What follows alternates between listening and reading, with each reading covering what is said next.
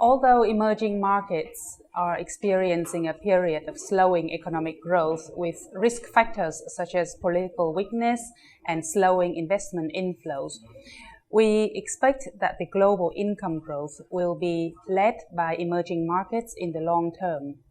We can be optimistic about key emerging markets such as India and China, which will be among the top 5 countries with the fastest income growth globally. Nigeria, Vietnam, Indonesia will also experience stellar rises in income, both in total numbers and on a per capita basis. However, the growth in per capita income has been stronger than per household income growth. For example, in Vietnam, between 2008 and 2013, per capita annual disposable income increased by 18% in real terms compared to 9% per household annual disposable income growth.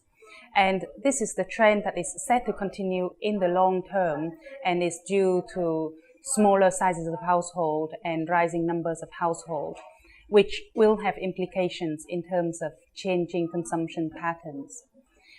The number of high-income earners in emerging markets will increase significantly. In China, for example, there will be over 10 million people earning over $150,000 per year in 2030 from under 3 million people today. Among high earners, people in their late 30s and early 40s will continue to be prominent. But senior people aged 65 and over, will experience very strong income growth, and therefore their weight in the high earning population will increase significantly. And finally, despite their rising numbers, the proportion of high income earners in the population aged 15 and over, that is the income earning population, will somewhat decline. And this is an indication of a huge expansion of the middle class population and also falling income inequality in emerging markets. This will represent significant increase in demand across all sectors, from education and household goods and services to communications, travel, and financial services.